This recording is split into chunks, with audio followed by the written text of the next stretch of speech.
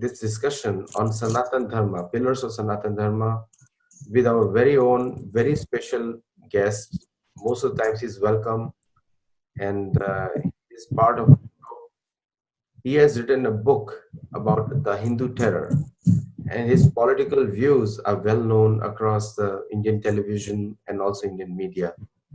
So let's all welcome Sri RVS Mani, and a great thinker, writer, and also spiritualist. His series on Rudra Nyasam became hugely successful. And I always love when he tells me, whenever he closes down the call, he says Ganesh Icha. Anytime, whenever I speak to him, he ends the conversation with Ganesh Icha, which means the desire of Ganesh. So, Maniji, we want to learn more from you on the pillars. What are the pillars on which Sanatan Dharma stands?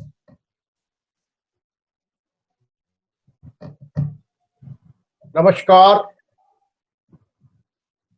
Ganesha Icha. You have asked me about the pillars of Sanatana Dharma. See, basically, Sanatana Dharma, the meaning I have already interpreted, it is the eternal order. As it exists, the order is like that.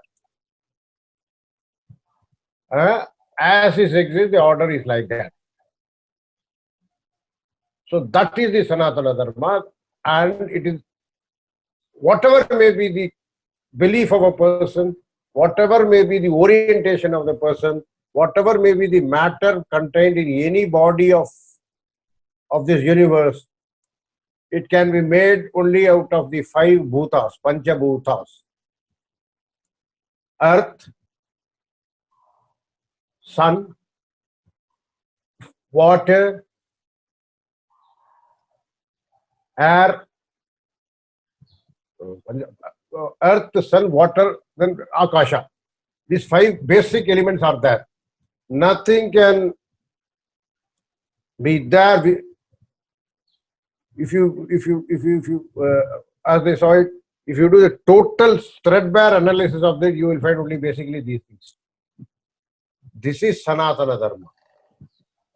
Whether it is present, whether it is past, whether it is future.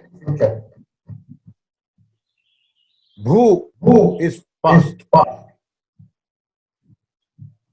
Bhuva, Bhava is the present. Om Bhur So Savitarva is what is going to be created in the future. Of course, Savita is creation, Savita itself. So Bhur Bhu Bhuvasya Savit Om Bhur Bhuvasya Tatsat Vitruva. Om is the Vag Brahma, the holistic universe it is called. This contains basically, it is also represented in the form of Bhuvi. Some people call it as Bhumi, space, Esther, and Surya. Savitur is again represented as Surya. So these subtle differences, whatever form it is, Sanatana or any matter contained in this world, in all 3 universes, it cannot have there cannot be any other content excepting this. This is the most natural form of the simple definition of Sanatana. And it is, see, now also after all the development, all the compounds and complex compounds and organics and hydrocarbons, everything owes it to nature, and the nature contains all these 5 bhutas. And the cycle of time also has come back. Now earlier we were going for more and more complex things, highly hybridized, Now all of us are going back to our basics, taking the food which is closest to the nature, using the transportation which is closest to the... I am telling this in the context of a very huge epidemic which is spreading all over the world. Because of now we have to realize that this is what is Sanatana way of life. Everything which is prescribed, that is what is to be the ultimate lifestyle or life practices, and that will only take you across the banks. So you made a very good point about pandemic, and the Sanatan Dharma principles are becoming more attractive in North America also. There is a huge yoga followership in North America, particularly almost 45 million yoga practitioners who have faith in yoga. Now, what bridge can be made from their faith so that they can easily cross over to Sanatan Dharma, whether it is See, Islam or Christianity or Judaism? see, I have already told in several times, even the Narayana Upanishad or whatever it is, in my previous lectures, of course, that Sanatana is above, I'm not marketing or anything like that, but in truest form of Sanatana, it does not, the Sanatana form of lifestyle does not, it is actually naturally, see, like a child mother, Matra Rupena Samsa. This is one of the concepts of Sanatana. Whether he is a Christian or he is born in a Muslim family or he is born in a Hispanic family, the first food giver is the mother. And first protector, see in Sanatana we call the protector as Nath. Nath also means Bhagavan, Swami, God, whatever it is. Sanatana, Matri is also a protector, Nath. Who is the first Nath of any child, newborn child? It is the mother. This is universal. This does not, whether the child is born in a Muslim family or a Christian family or a Hispanic family or a Jewish family, this truth doesn't change. Doesn't change. Right. The first food giver, which we call the Annapurni in the manifestation of mother, is again the mother of the child. This is another universal fact. I told you about the sun, when the Surya Narayana, when the sun's rays does not distinguish, it does not distinguish between a Hindu or a Muslim or a Christian. All of them benefit from the sun rays, whether it is in the form of light, whether it is cleaning the Ashtachakra Navadvara. Ashtachakra Navadvara in the body also, as being realized even by the Hatha Yoga practitioners in United States, that is also a universal fact. Similarly, the cleansing by the Surya, Marichesya Swayambhuva ye Sharira Kalpayan Tete Deha Kalpayantu, like that, that also gets clean. The process is also, the revolution process is also given by Surya. The metabolism for that, all our toxins in the body accumulated are getting cleaned only through this. The chakra and the resultant action from the thrown out from the toxins being thrown out from different Navadvaras. This is also a universal fact. Does the sun make any distinction? Oh, he's a Hindu. He prays to me, I will do it better. By praying, he is only aligning himself to the process which the sun is already doing it. Asavai tapannapa ayatanam amushatapata ayat, the sun's rays, amushatapata ayatanam veda, like that. These are all very simple, universal facts.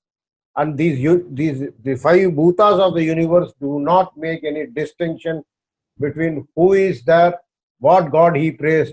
These processes are given to him in the form of automatically endowed upon him. It is automatically endowed upon him. We know the process, vriksha. Vriksha process is that. What is that vriksha? Vriksha, you know, this greenery. Why do the greenery takes in carbon dioxide and releases, keeps the carbon, retains the carbon and releases oxygen? What is the concept of Neelakanta?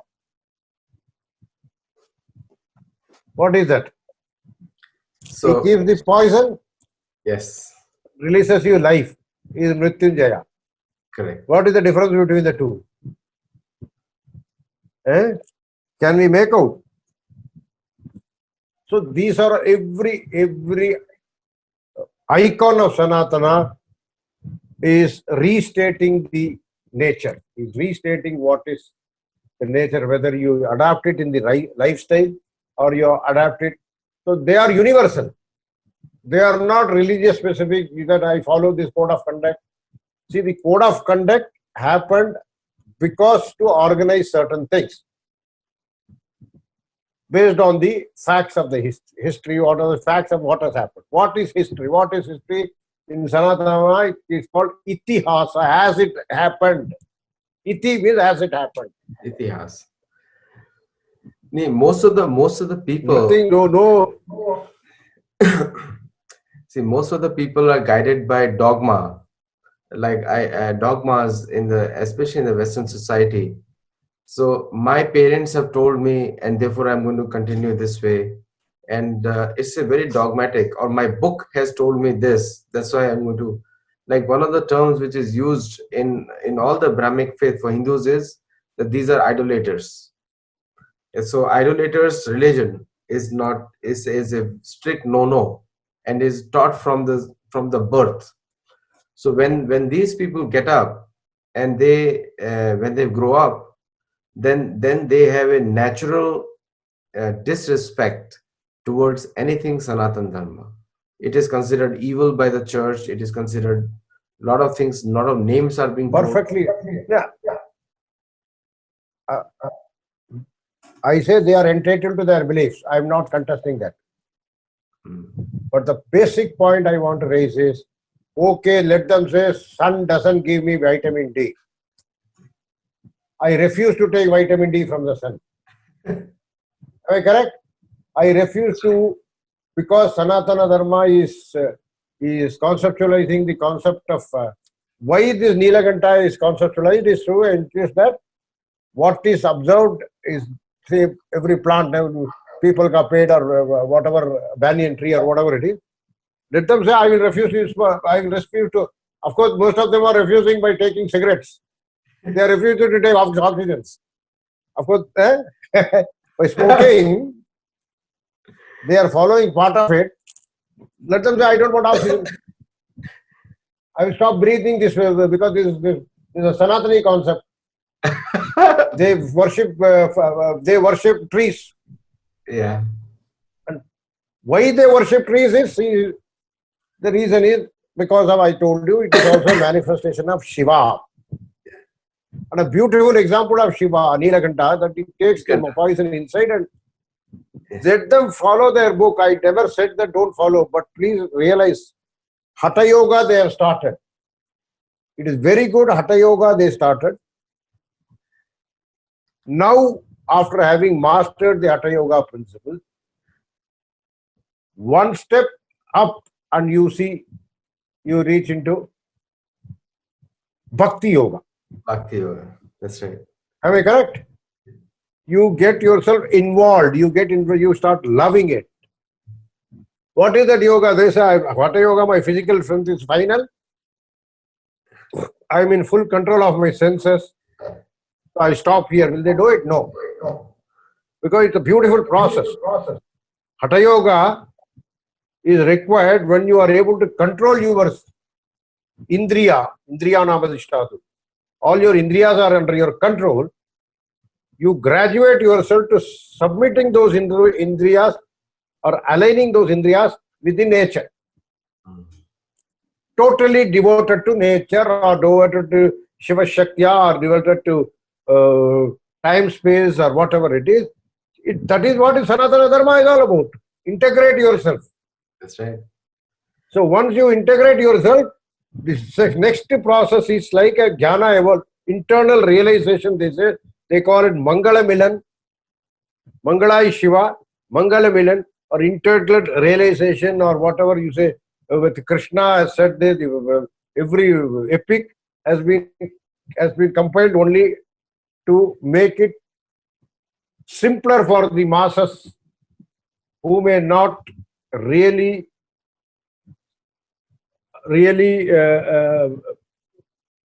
appreciate the entire, enjoy this, or raise themselves to that level. So they say, and besides that, the 33 vertebrae, let any of the people who are not accepting the principle of Sanatana, let them say, I don't have 33 vertebrae in my body, or I don't want 33 vertebrae in my body. I don't have, let it be laboratory proved. Once the 33 vertebrae comes, then as I told you, 1-to-1 with the Vyanjans, consonants also comes. So you get the benefit of what you recite, what you Harinama Sankirtana or Shivanama Sankirtana, Om Namah. Every benefit you get out of that. So that is how the Sanatana flows. It is not something, because even the Vedas also, Rig Veda starts with Agni Mirya Purohita. I talked about the Agni, Vayu, Arke, Indra Vishwa, like that. So it starts with Agni. The first is source of power, energy. Rig Veda is the first Veda, starts with Agni Mirya Purohitam, Yajnasya Deva Prithvijam. Yajnasya Deva Prithvijam. Deva Prithvijam is the asset of God, the asset of nature. Prithvijam, what is that? Prithvi is also there, but Prithvijam is also, it is the asset.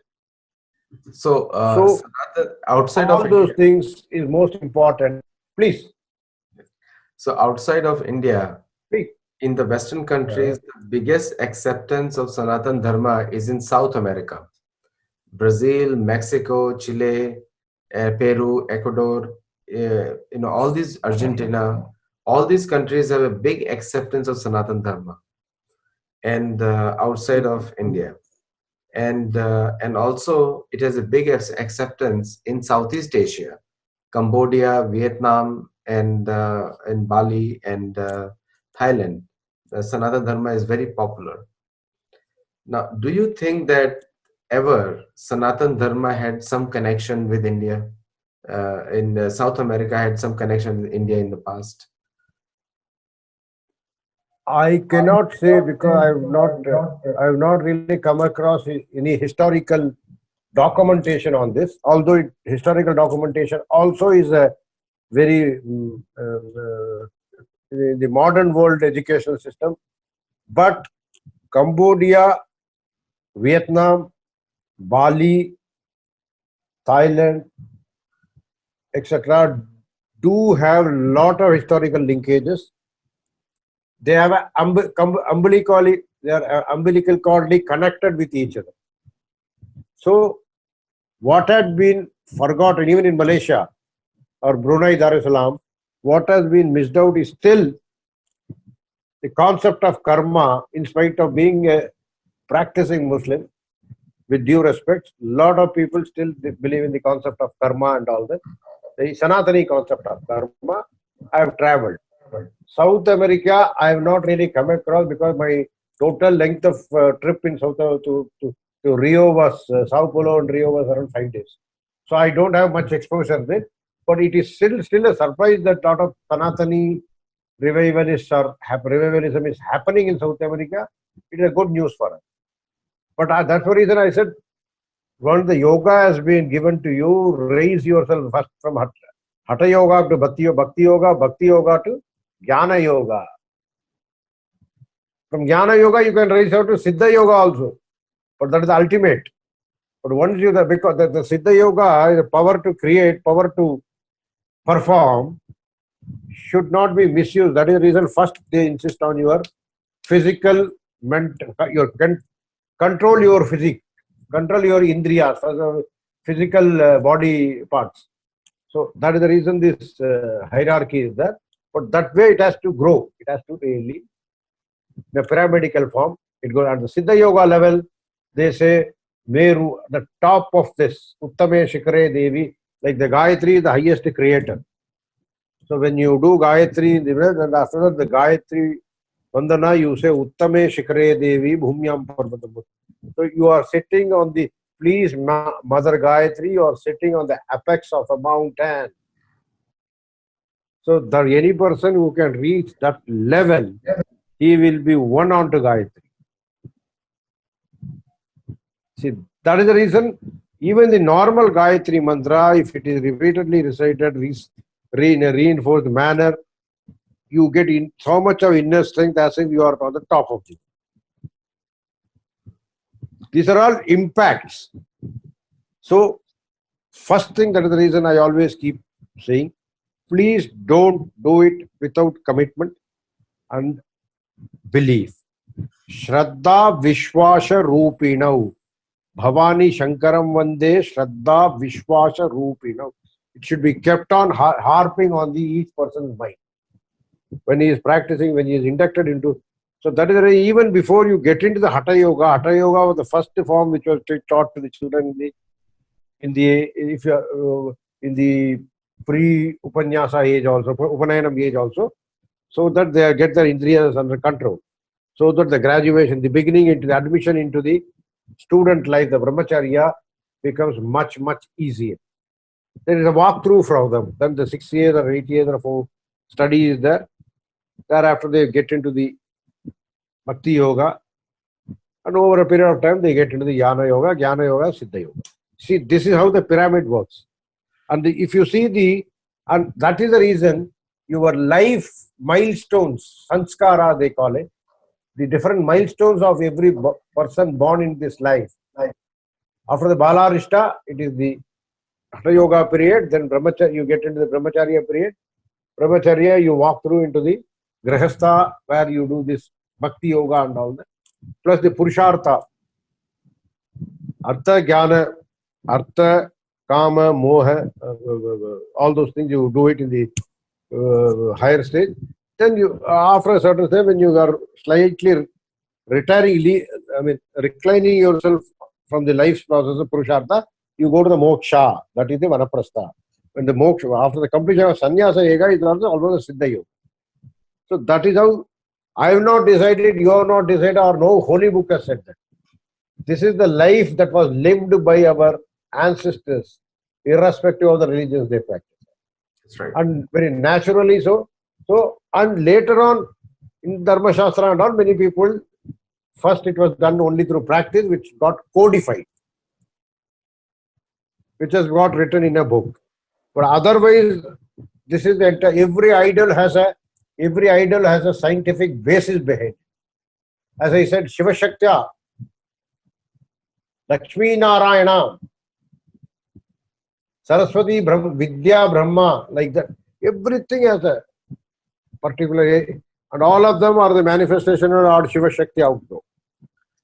In different purposes or different objectives for doing a different thing, it came out, that idol came into it. Like Lord Krishna took avatar because Dharma Sanstapana Acharya, Sambhavami Yuge. That was Sambhavami, he said. So he was, that is how he came up. If our friend, now Lord Rama has come out because he had to know what is the code. As per Purusha Sukta, I have to live and show it. That is the reason, Paryada Purushottama, simple Purushottama, the highest form of a living human being, the best conduct of a living human being, the best conduct, Anyadya Shuklam Yata, he did not break a single law, he like that. The best conduct, or where there were lots of redundancies in his action. Some may say the best conduct may be towards the Sadharmini, but she is a Dharmini. She is supposed to restore or walk through the order along with you. But as a Raja Dharma, he had to do something. So like that, every epic has a larger message, how our Almighty Lord Shiva has taken an avatara to give a message to the people. That is what is Sanatana Dharma, and that is what is the underlying premise of Sanatana Dharma. Is it clear? That's right. I thank you so much, Maniji, and we will continue with second discussion probably another time. And I got the topic from you already called Yoga Ladder. How the stages of different yoga, and that's will cover in the next topic. But today, viewers, you learned from Sri RVS Mani how Sanatan Dharma is the natural process. It's not some dogma which is imposed on you. It's like a sunlight, moonlight, rain, which nobody can refuse. You can be of any faith, but Sanatan Dharma is in a way more natural. it's more natural for a living entity to follow. With that, I'll end this video of me discussion with me and Shri RVS Mani. We will come back again with another topic, yoga ladder, and RVS Mani ji is the best person to guide us on that. Thank you.